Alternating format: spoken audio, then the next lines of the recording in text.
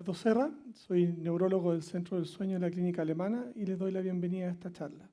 Hoy vamos a hablar de los trastornos del sueño en el adulto mayor y qué podemos hacer para ayudarlos a mejorar su sueño. Los problemas del sueño son una patología muy frecuente.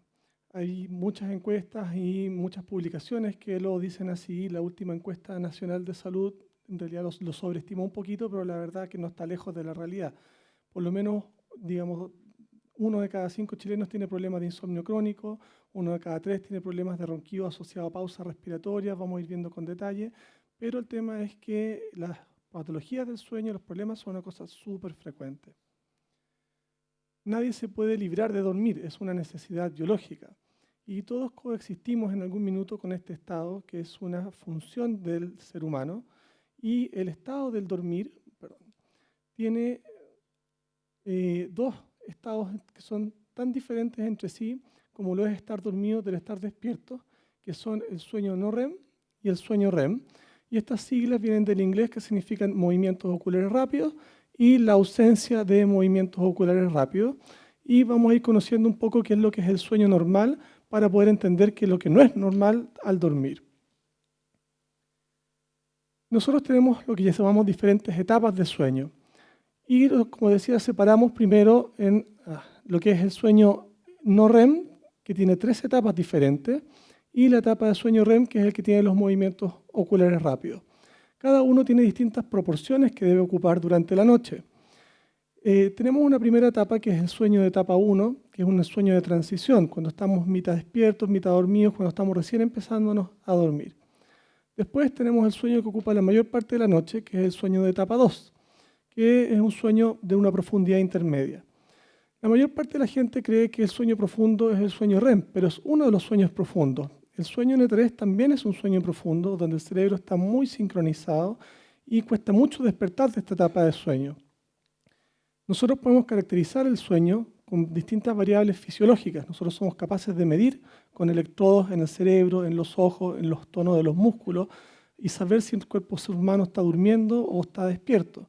Entonces podemos ver que el electroencefalograma va disminuyendo su frecuencia, va disminuyendo la amplitud de la onda electroencefalográfica, van apareciendo algunos elementos que son característicos de cada etapa del sueño y así yo soy capaz de decir con una persona con certeza si está dormida o está despierta. Pues mucha gente viene a hacer estudio de sueño y dice, oh, yo no dormí nada. Y yo les muestro en el estudio que efectivamente sí durmieron. Y eso es parte de los diagnósticos que nosotros somos capaces de hacer.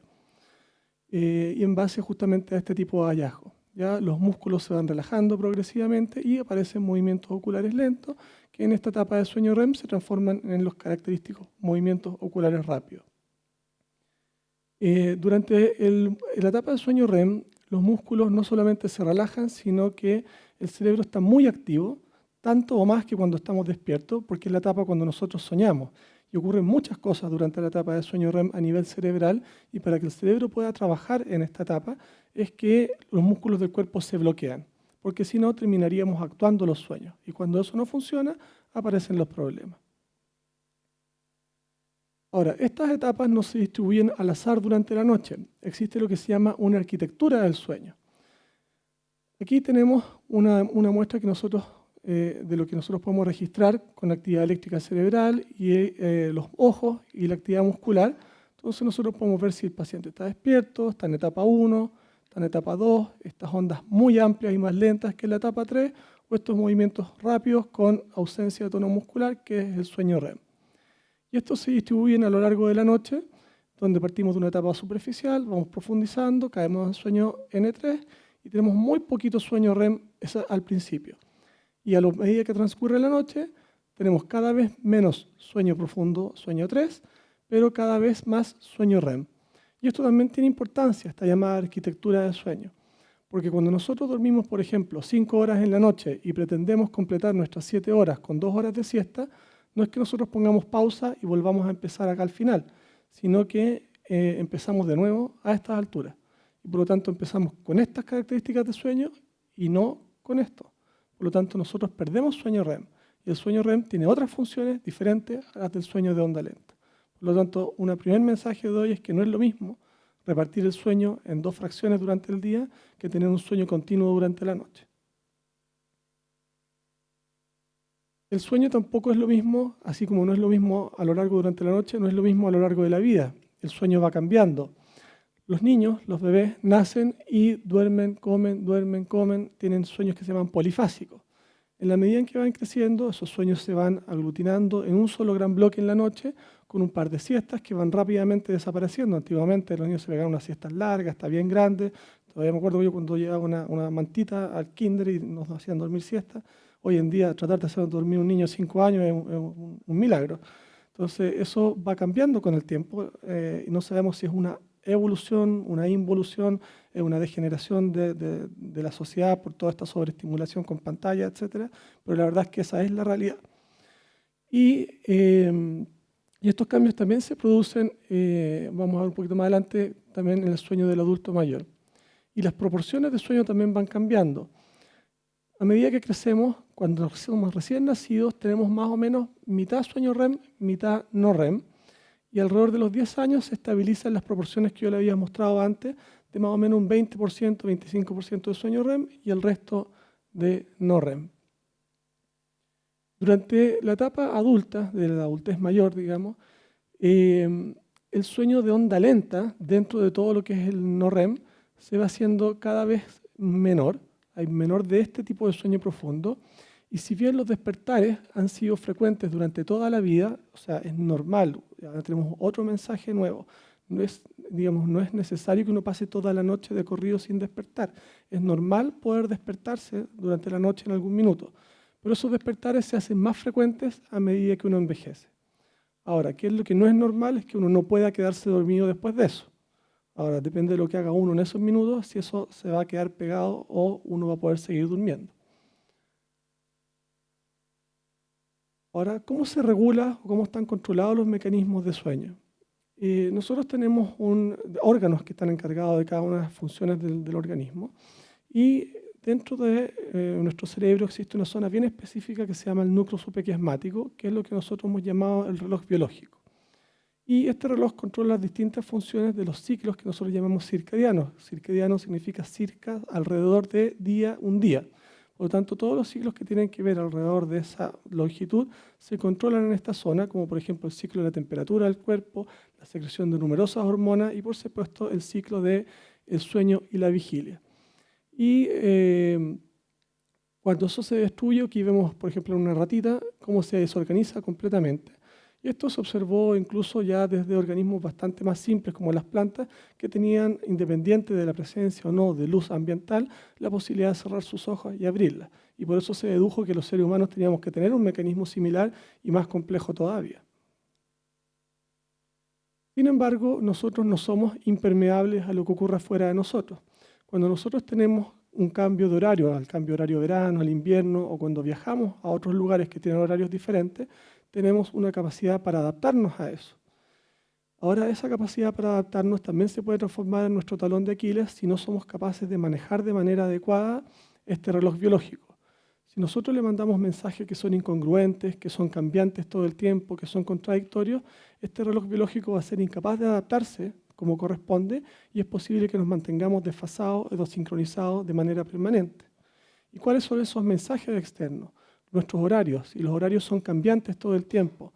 Si, por ejemplo, comemos a deshoras, por eso es que cuando viajamos a otro lado no solo se nos desarregla el sueño, se nos desarregla el estómago también. No nos viene hambre o nos viene hambre un horario que no corresponde, nos cuesta ir al baño, porque nuestros relojes biológicos no solo existen a nivel cerebral, sino que cada órgano del cuerpo tiene un reloj biológico. Por lo tanto, tenemos que sincronizar todos esos relojes y esa es una de las cosas que le cuesta a la gente que trabaja en turnos, por ejemplo, ¿ya? O cuando se viaja. Y por lo tanto tenemos que basarnos en estos cicladores externos de los cuales la luz es el más importante, y por eso es importante exponerse, sobre todo, por ejemplo, a mucha luz en la mañana, sobre todo los adolescentes, ¿ya? Para poder mantener el reloj biológico ordenado, el ciclo por lo menos del sueño y la vigilia, ¿ya? Y otros como, sobre todo, por ejemplo, los pacientes no videntes, los horarios de actividad social, de alimentación, de actividad física, etcétera, para poder decirle a nuestro reloj biológico qué horario es, si es horario para estar despierto, para estar dormido, etcétera. Antiguamente no teníamos muchos instrumentos como poder estudiar el sueño, entonces los galenos antiguos se basaban en la observación. Y nosotros tenemos un modelo, por ejemplo, que es este de los hermanos siameses, donde tenemos dos cerebros con un solo cuerpo. Entonces la gente observaba y decía, a ver, este tema, los antiguos griegos decían que la mayor parte de las cosas funcionaban de manera humoral, que tenían que haber hormonas que daban vuelta al cuerpo, alguna sustancia acuosa, que era la que era responsable de los cambios que ocurrían en el organismo. Si eso hubiese sido así, cuando uno de ellos se dormía, el otro debía haber estado obligado a dormir también. Sin embargo, uno de ellos estaba despierto y el otro era capaz de dormir. Y eso era tan así que cuando ellos se casaron, cada uno con una señora diferente, por supuesto, el único rato que tenían para tener vida íntima era mientras el otro dormía. Por lo tanto, eso viene a comprobar mucho antes de la era de la fisiología que el sueño es una función cerebral. Y el sueño se regula básicamente en base a dos parámetros. El primero es una función circadiana que está controlada por nuestro reloj biológico y que nos dice que tenemos un ciclo donde estamos, este llamado proceso C, donde hay minutos del día en que estamos propensos a dormir, donde está más facilidad para dormir, y entonces donde estamos en el minuto de mayor cansancio, tenemos 7 a.m., 11 p.m., entonces tenemos un minuto propicio para quedarnos dormidos, y otros minutos donde el proceso circadiano nos dice que debemos estar despiertos. Nuestro reloj biológico, el director de orquesta que nos dice minuto para dormir, minuto para estar despierto. ¿Ya? Y esto en realidad es como más bien una curva doble, porque después de almuerzo también en general nos viene un bajón de sueño que también es normal, es fisiológico. Pero también existe un proceso que se llama S o un proceso homeostático que tiene que ver con el cansancio que nosotros acumulamos. Y durante el día nosotros, por lo tanto, vamos acumulando un cierto nivel de cansancio y que si llegamos a trasnochar o pasar de largo una noche completa, ese cansancio se acumula mucho más y llega un minuto en que ya no lo aguantamos y tenemos que dormir por obligación. Si nosotros juntamos el minuto del cansancio máximo con el minuto más propicio para conciliar el sueño, es el minuto donde más probablemente nos quedemos dormidos. Y en eso tenemos que aprender a leer nuestro cuerpo. Si nosotros, la mayor parte de la gente es capaz de darse cuenta que dice, yo como a las 8 sería capaz de quedarme dormido, pero como tengo ganas de ver el pasapalabra, me quedo despierto porque me gusta ver estos juegos de palabras. Entonces, pero resulta que a las 11 ya no tengo sueño. ¿Por qué? Porque mi proceso circadiano ya empezó el camino para el otro lado. Entonces, aunque esté cansado, yo ya no tengo la facilidad para quedarme dormido. Y esa es una cosa que la gente que tiene insomnio tiene que hacer cuidado de eso. La gente que no sufre insomnio no importa tanto. ¿Ya? Y el otro punto importante de esto es que si yo me encuentro a la hora de almuerzo, donde estoy con la facilidad para quedarme dormido y he estado con un cansancio acumulado importante, la facilidad para que yo me duerma es muy alta. Por lo tanto, eso también es de riesgo para tener, por ejemplo, accidentes o mientras estoy trabajando, si me toca trabajar en turnos, por ejemplo. ¿Ya? Lo otro que puede ocurrir es que si se me ocurre a mí, por ejemplo, dormir una siesta, ya mi nivel de cansancio cuando llegue la noche no va a ser tan alto. Por lo tanto, la sumatoria que yo voy a tener entre mi proceso circadiano y el proceso homeostático va a ser mucho menor. Por lo tanto, la facilidad que yo voy a tener para conciliar el sueño en la noche tampoco va a ser tanta. Entonces tenemos tres conceptos importantes en relación a esto del control. Pregunta típica, ¿cuánto tenemos que dormir? ¿Cierto? Siempre está la duda de eso, ¿cuánto es lo normal que se duerme? En general, un adulto normal duerme entre 7 y 8 horas. Eso es lo que duerme la mayor parte de las personas. Pero existen excepciones como en todo.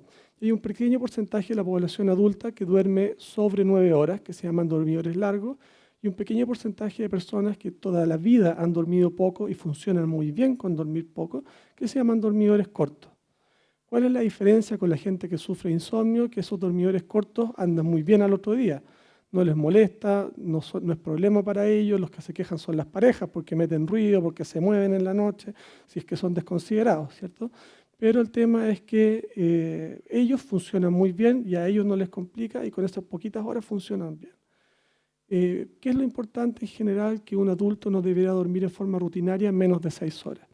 Con menos de 6 horas habituales, todos tenemos derecho a trasnochar de vez en cuando, etcétera, pero con menos de 6 horas habituales empiezan los problemas cardiovasculares. Empezamos a subir de peso, nos empieza a subir el azúcar, nos empieza a subir la presión arterial y tenemos muertes prematuras por causas cardiovasculares, accidentes vasculares, infartos al corazón. Y esto cambia por edad. Ya les mencionaba yo, lo normal para un adulto son de 7 a 8 horas, puede ser 9 también, ¿ya? Y un primer mito, que los adultos mayores duermen menos que el resto de los adultos. Eso no es tan así. Pueden dormir un poquito menos, pero ustedes ven que la cantidad de horas es más o menos parecida, a lo mucho 1 hora menos. Y lo que cambia es que en general reparten su sueño. Porque este sueñecito que nos viene después de almuerzo, cuando uno es adulto mayor, ocurren varias cosas. Primero, uno tiene menos compromisos, por lo tanto, al estar menos activo, es más difícil vencer ese sueño que nos queda después del almuerzo y por lo tanto tienden a dormir un ratito y como les decía, eso quita carga de sueño para la noche. Y segundo, como ya han dormido durante el día, ese sueño nocturno también es un poquito más liviano, tiene estos más despertares, menos sueño nocturno y por eso en total, en el fondo hay una percepción de como de dormir menos, pero el sueño total la verdad es que más o menos en total de las 24 horas se conserva. También ha cambiado a lo largo de las edades. Con los recién nacidos, antiguamente se decía que dormían de 16 a 18 horas. Hoy es de 14 a 17 y eso va disminuyendo con la edad, pero hay que, por ejemplo, los que tengan nietos, adolescentes y todo, tienen que tratar de que ellos duerman alrededor de 10 horas. Sin eso, evidentemente, no crecen, tienen peor rendimiento en el colegio, etc. Por lo tanto, es importante respetar estos patrones de sueño que son adecuados para cada edad. ¿Y por qué es importante dormir? Porque el sueño tiene muchas funciones. ¿Ya? Tiene muchas funciones. Tiene que ver con funciones de memoria, y hay mucha gente que se queja de problemas de memoria, y una de las cosas que hacen, que podrían hacer fácilmente, es dormir poco. ¿De acuerdo? Y está muy a la mano de todo el mundo. Y duermen poco porque se quedan viendo Netflix hasta tarde, o porque se quedan haciendo cualquier cosa, menos aprovechar el tiempo en una cosa que sí debieran. ¿Ya? Tiene que ver, como les decía yo, la gente duerme menos de 6 horas, efectivamente engorda más. Dormir es un estado de estrés para el organismo. O sea, cuando uno no duerme, la falta de sueño es un estado de estrés para el organismo y por lo tanto, frente a eso, el cuerpo se prepara para un eventual problema y por lo tanto acumula calorías, sube el azúcar, sube la presión arterial. ¿Ya? Les mencionaba yo que aumentan las enfermedades cardiovasculares e incluso existen funciones inmunitarias. Cuando uno duerme poco o mal, después, por ejemplo, de una inmunización, de una vacuna, los resultados de esas vacunaciones son menos buenos, o sea, uno queda menos protegido cuando ha dormido poco después de una vacunación. ¿Ya? Y llevado al extremo, ¿ya? Si una persona efectivamente pasara mucho tiempo sin dormir, puede llegar a la muerte. Y existen casos anecdóticos de eso, existen estudios en animales que pueden durar desde 11 hasta 30 días como máximo. Por lo tanto, la verdad es que uno puede pasar más tiempo sin comer que sin dormir. ¿Ya? Es una función que es absolutamente vital para nuestra supervivencia. Les comentaba yo qué pasa con el sueño en el adulto mayor, porque hay cambios normales que no deben ser considerados insomnio, que no son considerados enfermedad. ¿Ya? Lo primero es este cambio a sueño polifásico nuevamente. Reaparece la siesta, ya que por sí sola no debe ser considerada un tema anormal, pero tiene que tener algunas características que vamos a repasar al final. Tiende a disminuir un poquito el sueño nocturno. ¿Por qué? Porque pasamos un poco de sueño al día. Porque justamente cuesta tolerar cuesta aguantarse este sueño que viene después del almuerzo, pero en el total de las 24 horas más o menos está conservado. Aumentan los despertares, pero no debe haber dificultad para retomar el sueño, ya debe haber continuidad del sueño. Les comentaba yo en la arquitectura del sueño, tiende a disminuir esta etapa de sueño que llamamos N3, y otra cosa importante es que tiende a haber lo que se llama una fase adelantada del sueño. Este es un trastorno circadiano del reloj biológico en donde los adultos mayores tienden a dormirse muy temprano y despertar muy temprano. ¿Ya? Es una tendencia natural del reloj biológico, así como los adolescentes tienen tendencia a dormir muy tarde y despertar muy tarde, por eso hacen las previas y recién después de eso salen a carretear, etc. Los adultos mayores tienden a correrse para el otro lado del reloj biológico. Y esto es importante porque muchas veces no les preocupa mucho que se duerman temprano, pero cuando se despiertan a las 4 o 5 de la mañana, o ellos o la familia piden que les den alguna pastilla para dormir, cuando no es necesario, porque el sueño está bueno, está solamente corrido de horario. Y dar una pastilla para dormir significa problemas de memoria, riesgo de caída, fractura de cadera, etc. Y cuando uno está dando un medicamento que no se necesita, es solamente ofrecer daño sin ofrecer ningún beneficio. Entonces es muy importante tener en consideración esto.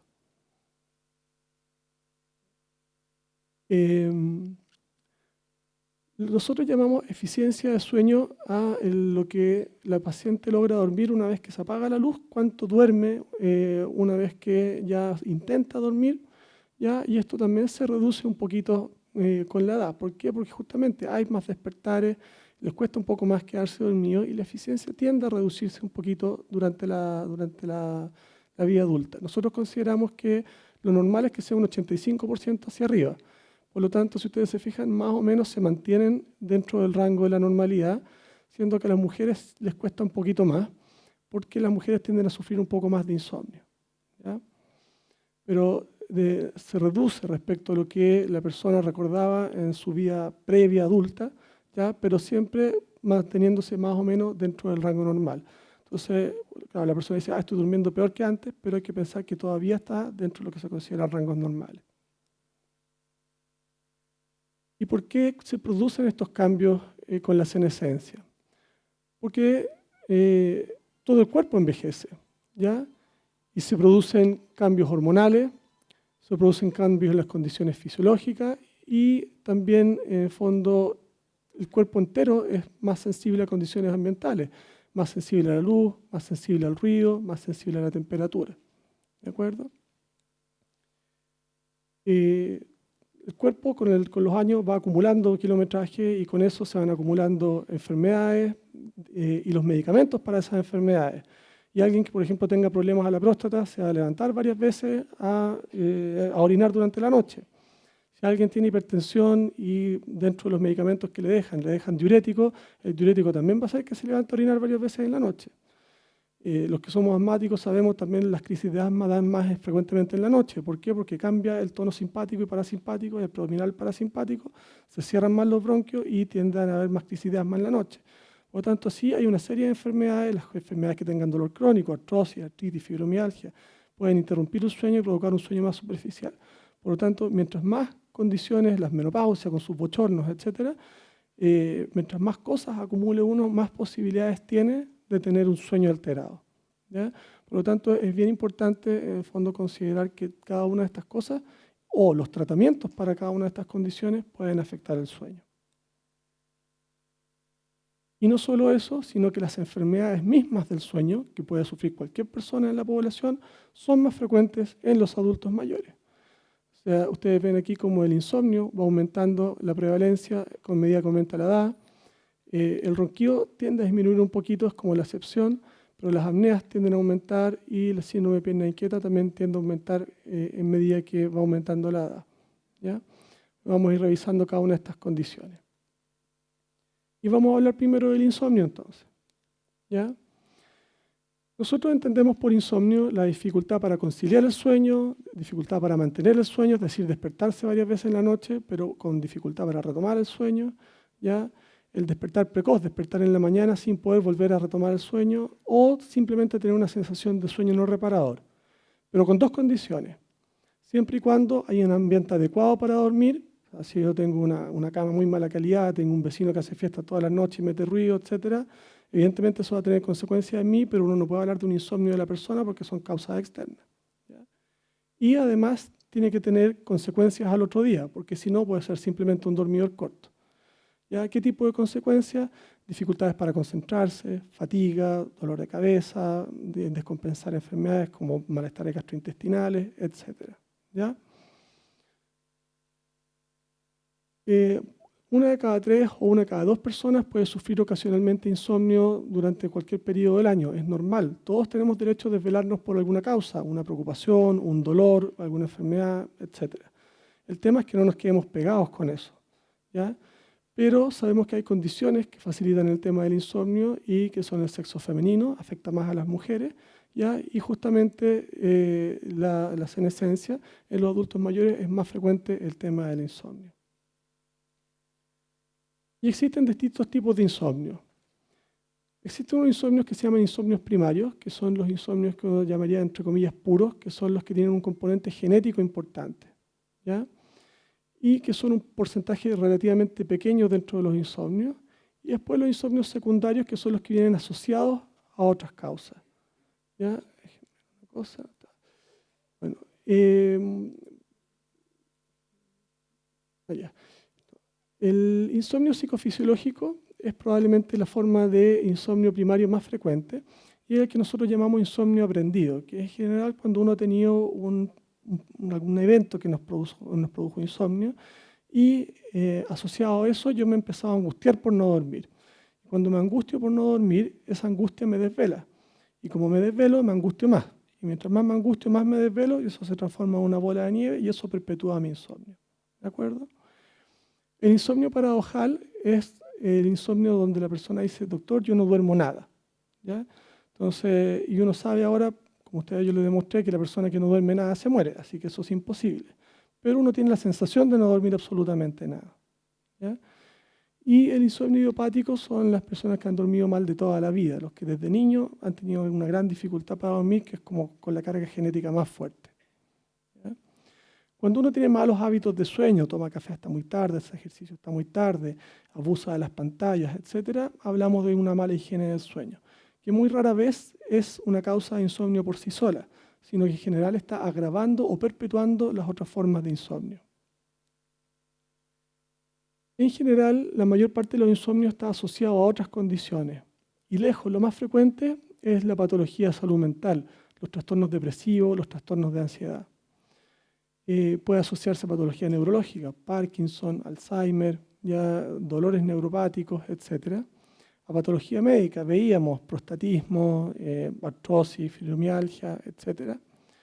También otras enfermedades de sueño como apneas, piernas inquietas o estos trastornos circadianos pueden provocar insomnio o presentarse como si fueran insomnio. Porque esto es lo que les comentaba yo de la fase adelantada del sueño, se puede presentar como un insomnio de despertar precoz. Si bien el horario está normal, la persona se despierta muy temprano sin poder volver a quedarse dormida y no es verdaderamente un insomnio, pero pareciera serlo. Y ahí es donde uno tiene que hacer bien el diagnóstico. ¿Ya? Y por eso es importante, nosotros siempre decimos hacer el diagnóstico de la causa para tratarlo como corresponde, porque no es lo mismo ordenar el reloj biológico que tratar un insomnio. ¿Ya? Y justamente dentro de los trastornos circadianos, ¿ya? De los trastornos del reloj biológico, ¿ya? Se refiere a que nuestro reloj biológico está desfasado, es decir, que uno logra un sueño normal, pero en un horario inadecuado. ¿Ya? Y aquí pueden consultar, ya sea por insomnio, si lo que más molesta es la dificultad para conciliar el sueño. Por ejemplo, los adolescentes que en general se quejan los papás de que no se duermen hasta las 3, 4 de la mañana, o ellos se pueden quejar de que no se despiertan hasta el mediodía y no logran ir a clase en la mañana, etc. ¿Ya? Y dentro de esto están los cambios de horario, la gente que le toca viajar mucho, los turnos, los patrones irregulares de sueño-vigilia, que generalmente lo vemos, por ejemplo, en gente que tiene demencia, donde se les ha desorganizado completamente, no solo el tema de la memoria, cálculo, etcétera, sino que la capacidad de coordinar el sueño y la vigilia. ¿Ya? La fase retrasada que veíamos en los adolescentes, que se acuestan tarde y se despiertan tarde, la fase adelantada que ya les habíamos mencionado, y horarios que duran diferentes a 24 horas, más cortos, más largos, en general son más largos, que son los que, por ejemplo, tienen los pacientes no videntes, los ciegos. ¿Ya?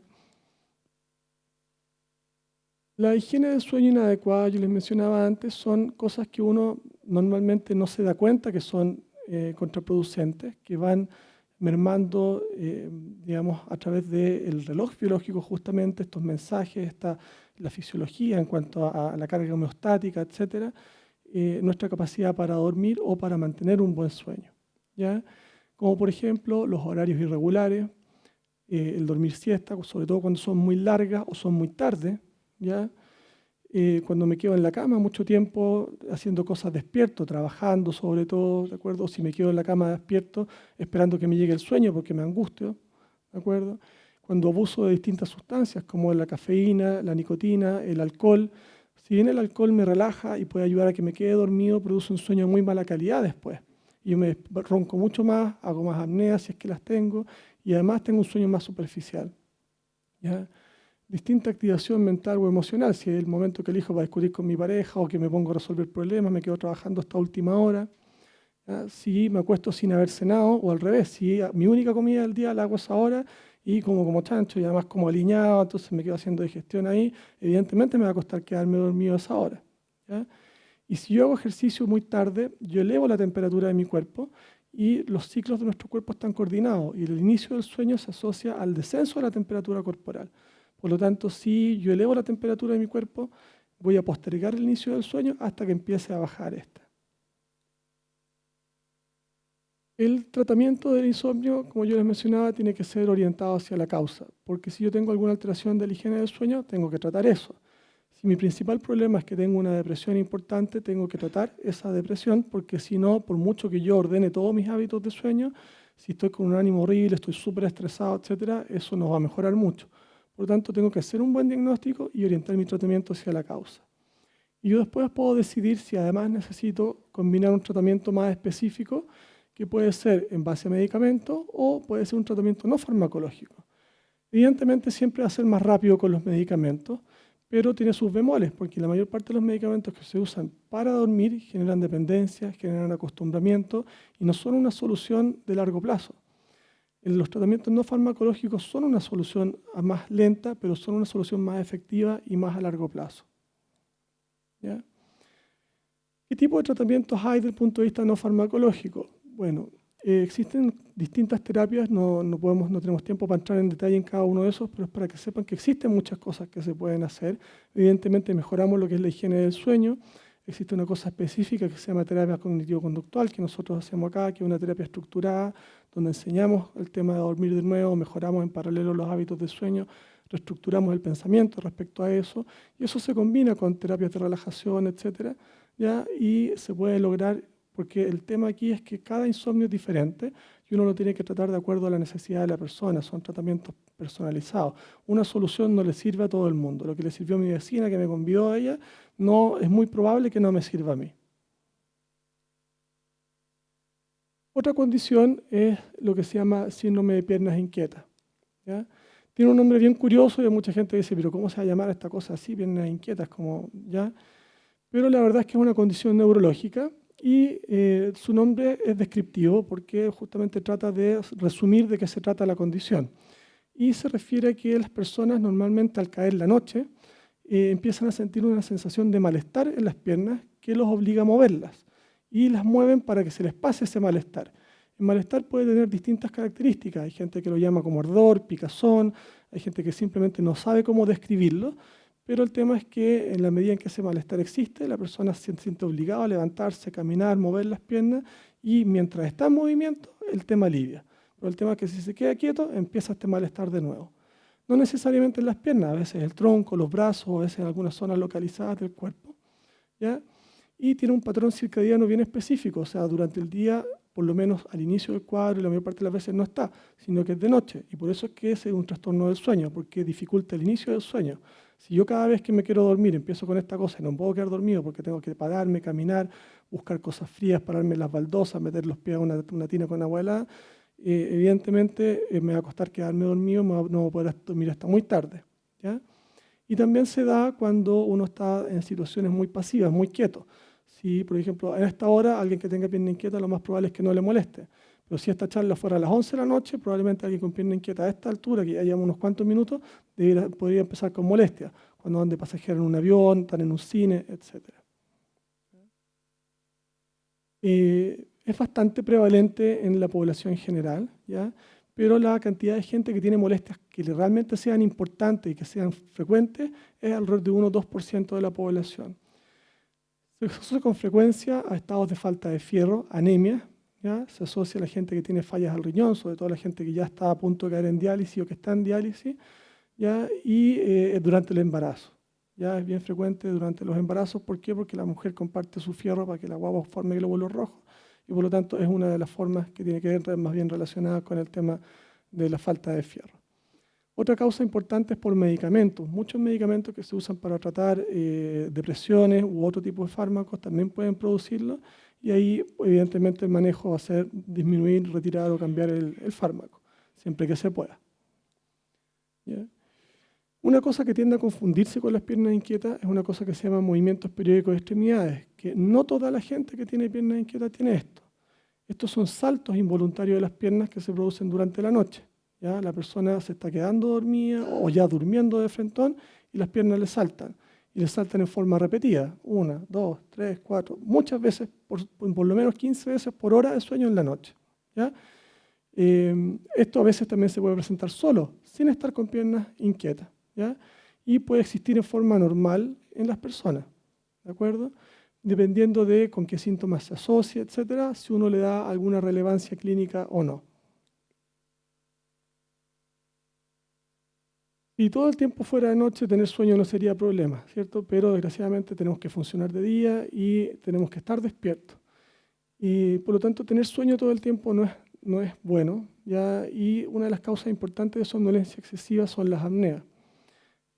Así como la falta de sueño por sí sola causa problemas, las apneas aumentan esos problemas que causa la falta de sueño, ya aumentan los riesgos de problemas cardiovasculares, el daño cognitivo, sobre todo cuando se asocian a una baja importante de la oxigenación, ¿ya?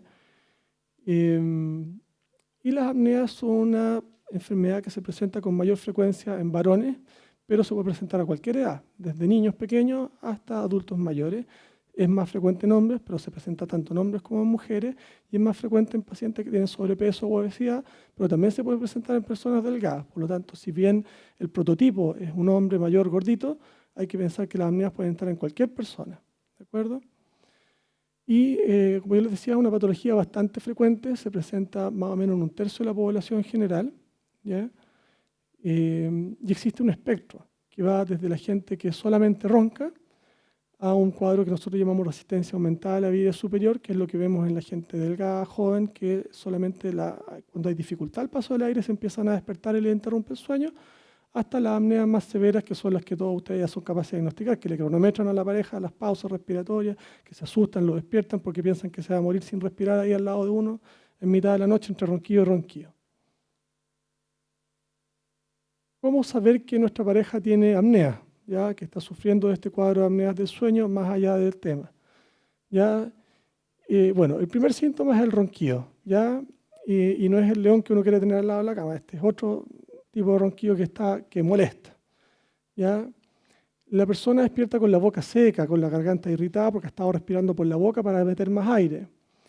La persona duerme inquieta, se mueve mucho en la noche. También puede tener saltos, pero no son estos saltitos repetidos de los movimientos periódicos. Incluso puede saltar entero, llegar a manotear porque se está despertando de un ahogo importante, ¿ya?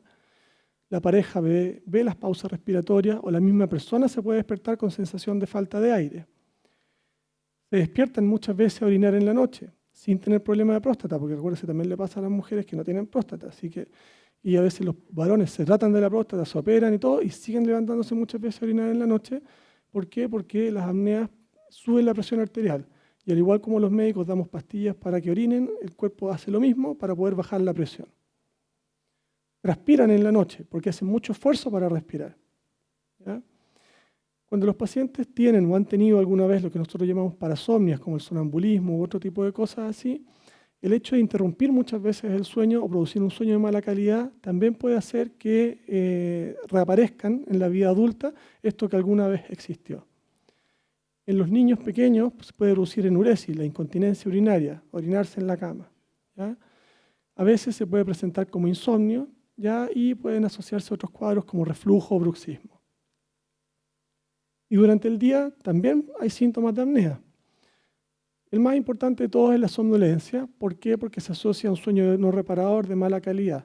Aunque hay gente con apneas que duerme fantástico, porque hay gente que lo tolera muy bien, así como hay gente buena para trasnochar, hay gente mala para trasnochar, hay gente que tolera muy bien la apnea y hay gente que las tolera muy mal. Y despiertan muy cansados, les cuesta mucho despertar y andan con muchos problemas de concentración al día siguiente, incluso con tan poca energía que los tratan como si estuvieran deprimidos. Y los tratan con un medicamento, los cambian a otro y al final resulta que no están bajoneados, sino que solamente no tienen energía para ninguna cosa. Y no es tristeza, sino que es falta de energía, ¿ya? Como andan más lentos y más somnolientos, tienen más riesgo de tener accidentes, manejando, en el trabajo o en la casa, ¿ya? Y como hay poca energía para todo, incluso para lo que uno quisiera, ¿ya? Entonces hay disminución de livio y disfunción eréctil. Yo les decía que tienen consecuencias cardiovasculares, se asocian a una serie de condiciones como consecuencia de estas apneas repetidas. Sube el azúcar, sube la presión, aumentan los accidentes vasculares, se sube de peso, aumenta la posibilidad de hacer arritmias y arritmias que a su vez ocasionan accidentes vasculares, infartos al corazón o descompensan insuficiencias cardíacas. Pueden producir hipertensión a nivel pulmonar, ya lo que decíamos, accidentabilidad, déficit atencional, sobre todo en los niños pequeños, ya muchas veces como no tienen la misma presentación que los adultos, los niños no andan somnolientos, se ponen hiperactivos. ¿Ya? Por lo tanto, pueden parecer o podría confundirse con déficit atencional. Cuando la oxigenación es muy mala, esta dificultad para concentrarse que hay ya no es solamente por el mal descanso, sino que empiezan a perderse neuronas y se puede producir un envejecimiento prematuro neuronal con verdadera atrofia cerebral. ¿Ya? Y lo que comentábamos de la disfunción sexual. Esto es para que conozcan un poco los estudios de sueños que hacemos y que se puede ver, por ejemplo, en un paciente que tiene apnea. ¿Ya?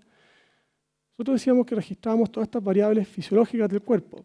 Registramos la actividad eléctrica cerebral, los movimientos de los ojos, el tono de los músculos, ¿ya? La actividad, la frecuencia cardíaca con los latidos cardíacos, ¿ya? El flujo de aire a través de la nariz, la boca, el esfuerzo que hace el tórax y el esfuerzo que hace el abdomen por meter aire, el micrófono y la posición corporal con el oxígeno. Entonces ustedes pueden ver aquí que en algún minuto, si bien esta persona está respirando, deja de pasar aire por completo, a pesar de que existe un esfuerzo porque el aire pase. O sea, la persona sigue bombeando, pero no pasa nada de aire. Y el cerebro, ¿qué es lo que hace? Reacciona con un despertar y la persona vuelve a tomar unas bocanadas importantes de aire y mientras el aire circula aparece el ronquido. Pero si no pasa el aire, no ronca. Y por culpa de la pausa, baja el oxígeno. Después, cuando despierta, el oxígeno se empieza a recuperar, esto va un poco diferido y esto se repite muchas veces por hora de sueño en la noche. Y esto es como estar durmiendo con alguien que me esté asfixiando en forma intermitente 5, 10, 50, 100 veces cada hora de sueño en la noche. Imposible que yo duerma o descanse bien así, ¿cierto? Por último, tenemos estos cuadros que se llaman parasomnia, ¿ya? Dentro de las cuales una cosa que no es tan infrecuente que vemos en los adultos es una forma especial de sonambulismo que se llama el trastorno alimentario relacionado al sueño, que es otra de las razones por las cuales tratamos de evitar los fármacos hipnóticos, los fármacos para dormir.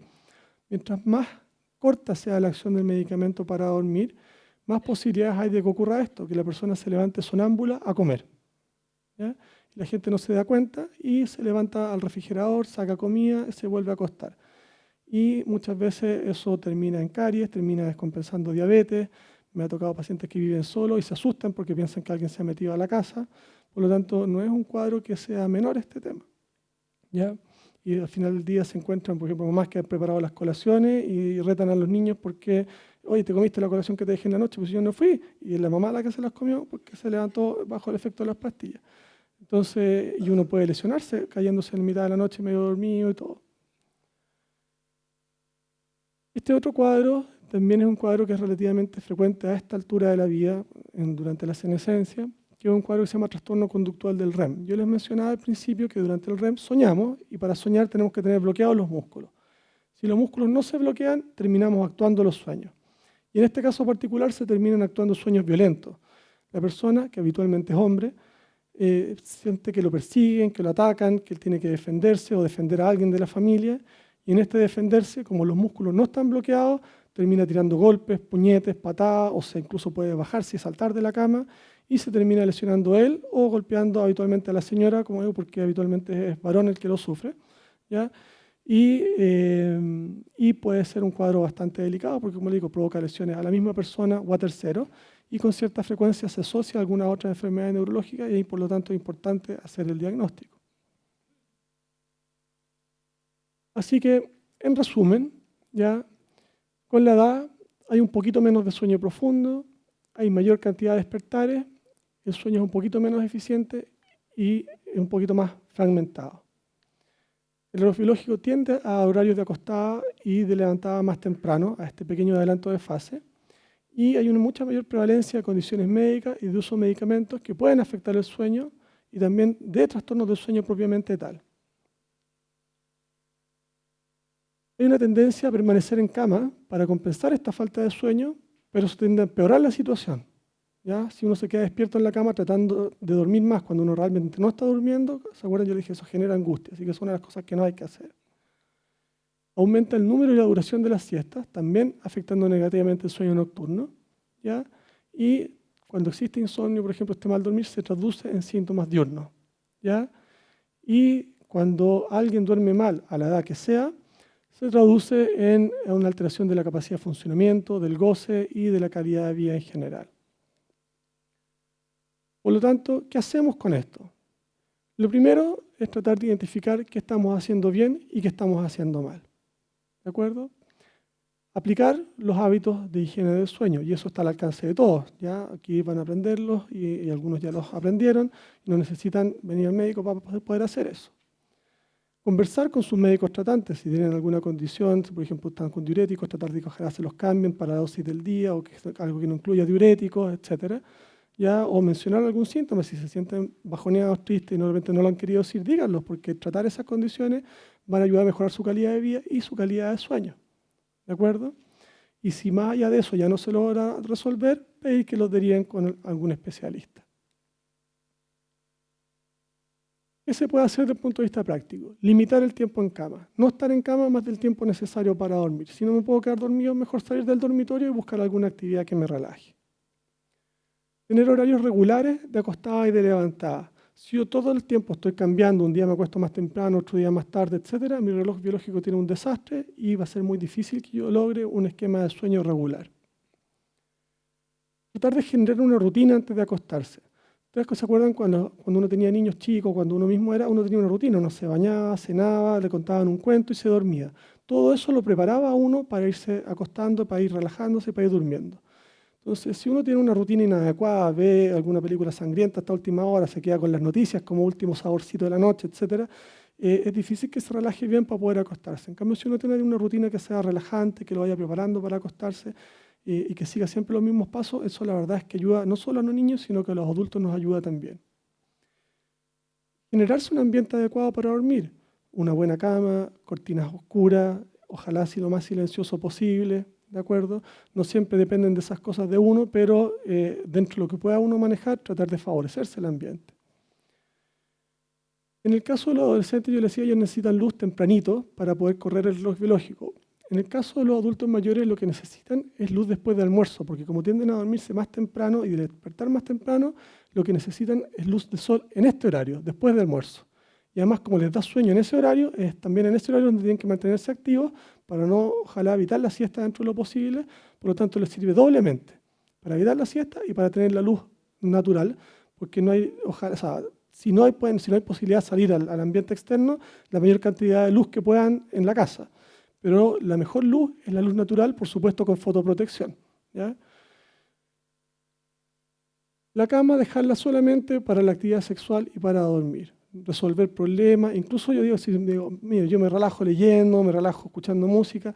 Si yo sufro de insomnio, todas esas cosas fuera del dormitorio, ¿de acuerdo? Y cosas que pueden ser parte de mi rutina y que me pueden ayudar, un baño tibio, alimentos ricos en triptófano, que es un precursor de los neurotransmisores que me ayudan a dormir, como la leche, el plátano, los frutos secos, la lechuga, consumidos por lo menos una hora antes para que haya tiempo de digerirlos, absorberlos y que hagan su efecto. ¿Ya? ¿Qué es lo que no hay que hacer? Bueno, hay que evitar no consumir, digamos, o en este caso sí habría que hacer, digamos, evitar cafeína, nicotina y alcohol desde la hora de almuerzo en adelante. Si quieren dieta mediterránea con una copita de vino, etcétera, perfecto, pero después de almuerzo, evitarlo en la noche. No mirar el reloj. Yo les decía que todos nos despertamos durante la noche, pero un error fatal es cuando me despierto y lo primero que hago es mirar la hora, porque inmediatamente me activo y me empiezo a preocupar, mira qué hora es, cuánto me queda para dormir, lo poco que he dormido. Entonces ese es el error número uno fatal de la gente que sufre de insomnio. Yo pongo el despertador, doy vuelta a mi reloj, mi teléfono, saco todas las cosas que me puedan decir la hora en ese horario. ¿Ya? Si voy a dormir siesta, esta tiene que ser cortita, 20 o 30 minutos y pegadita al almuerzo. O sea, una siesta a las 6 de la tarde, a las 7 de la tarde es fatal. Ahí sí que no me voy a quedar dormido nunca en la noche. Y si son siestas largas, 1, 2, 3 horas, imposible. ¿De acuerdo? La gente que se despierta en la mañana a las 9, que se arregla a los niños para ir al colegio, después se queda durmiendo hasta las 11, 12 del día para compensar, también, pues imposible que se queden dormidos temprano, fácil en la noche. ¿De acuerdo? Evitar acostarse demasiado temprano, porque es inevitable que se despierten temprano si la hora de acostada es demasiado temprano. ¿Ya? Y la hora de acostada, evitar, digamos, ponerse a resolver problemas, planificar, repasar el día, o sea, hacer esas cosas mucho antes de la hora de acostada cuando se hace necesario. Y eso es. Muchas gracias, le doy gracias por su atención y por la asistencia.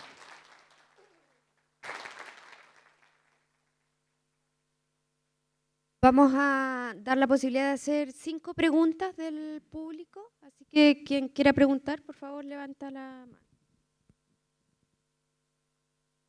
mano.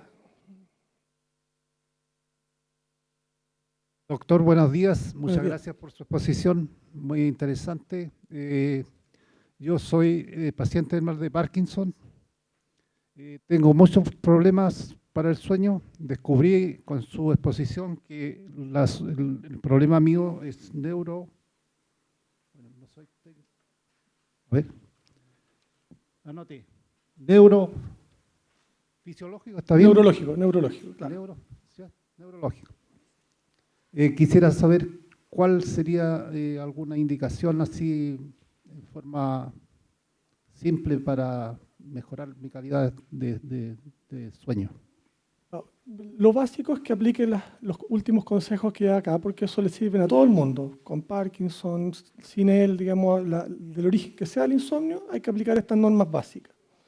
Lo siguiente es que lo converse con su médico tratante, porque de repente él no tiene en cuenta que está en esta necesidad particular en el sueño. El Parkinson tiene sus propias, digamos, características y bemoles especiales respecto al tema del dormir, ¿de acuerdo? Y a veces, por ejemplo, porque el Parkinson produce mucha rigidez, uno está muy tieso, le cuesta moverse. Y eso mismo, por ejemplo, dificulta darse vuelta en la noche en la cama. Y a veces necesita una dosis extra de medicamento para poder darse vuelta más fácilmente en la noche y no despertarse por culpa de eso. O a veces hay medicamentos que al revés pueden producir pesadillas o otras cosas. Entonces que hay que quitar esas dosis de medicamentos. Eso requiere un manejo más específico que hay que conversarlo con el tratante. Y si con él no se puede, pedirle que lo derive al especialista para echarle una mano. Encantado.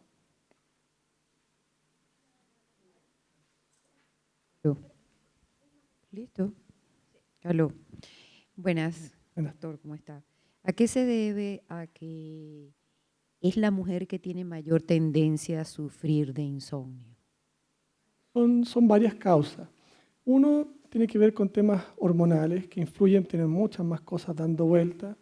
Esta capacidad que tienen de multitasking también es una maldición, porque tener muchas cosas en la cabeza al mismo tiempo también significa una mayor carga de estrés, mayor carga de preocupaciones. Tienen también más tendencia a hacer cuadros de depresión, de ansiedad, y eso, como vimos, es una de las causas más frecuentes de insomnio.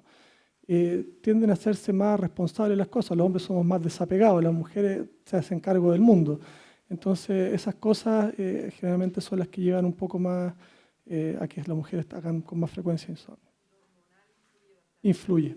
Sí, de hecho, después de la menopausia, el insomnio tiende a aumentar de manera muy frecuente.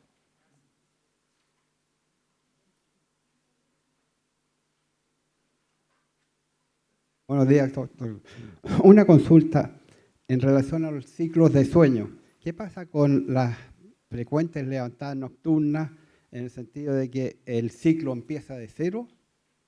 No, cuando hay interrupciones, por ejemplo, para levantarme a orinar o por estos despertares cortitos, si no ha pasado demasiado tiempo entre una y otra, yo retomo desde donde quedé. Ahí no hay problema. El problema es cuando yo interrumpo por un periodo largo y empiezo a retomar, por ejemplo, para durante el día. Si yo quiero compensarlo con una siesta larga, ahí es donde no funciona el cuento. Pero si en la noche yo me desperté para orinar por un rato o me desvelé por 30 minutos y me vuelvo a quedar dormido, ahí yo continúo nomás, no hay problema.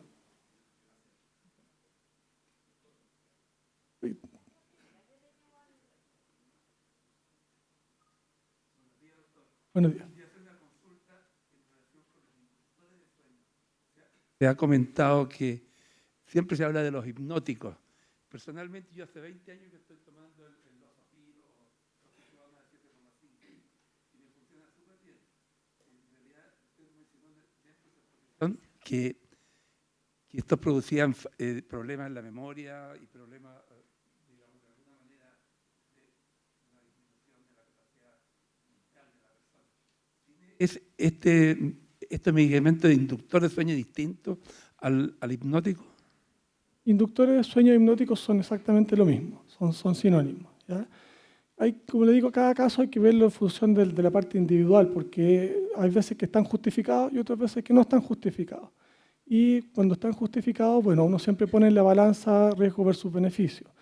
Si no están justificados, la verdad es que ahí, digamos, es mucho más probable que produzcan problemas, porque no siempre producen problemas en la memoria.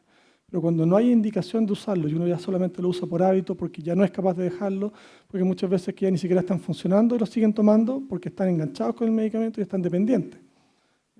Pero ahora, si lo están usando porque está funcionando y porque hay una razón para ello, es mucho menos frecuente que produzcan problemas de memoria. Ahora hay veces que están funcionando y la gente consulta para poder dejarlos porque sí les están afectando a la memoria.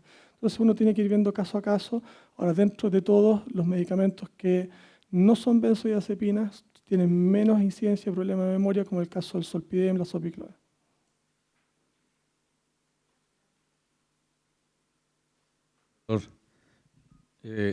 Buenos días.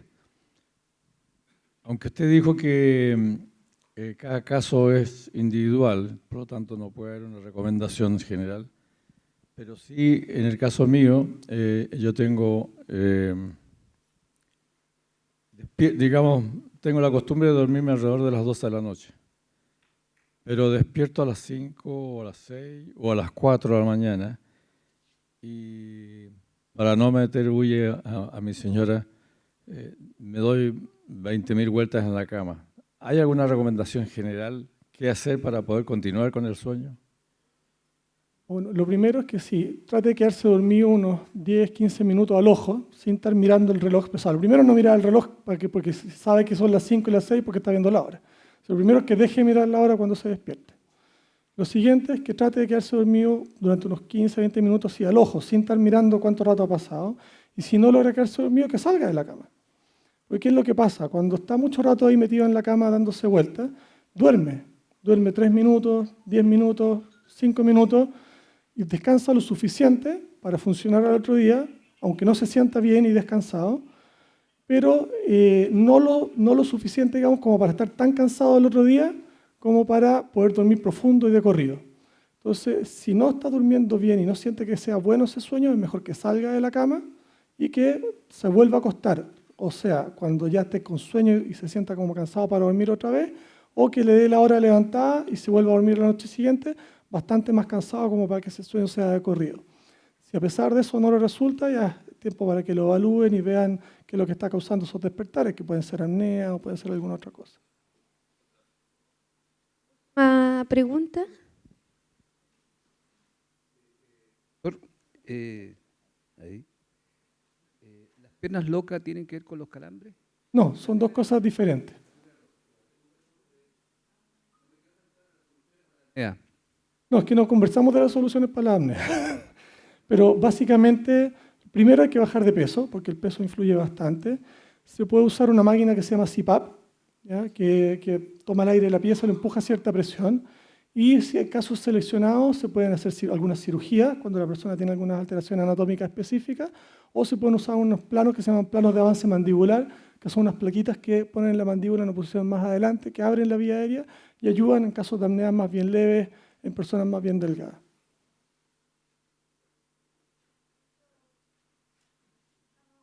Ok, ya me... Ya, Okay. ahora sí, ahora podemos, estábamos cortando el streaming ya. Ahora sí, si quieren hacer unas 3 preguntas más, ¿estamos? Ok. ¿Sí? Sí, creo que Ya, está la ahora cosa. sí, que estábamos controlando las preguntas.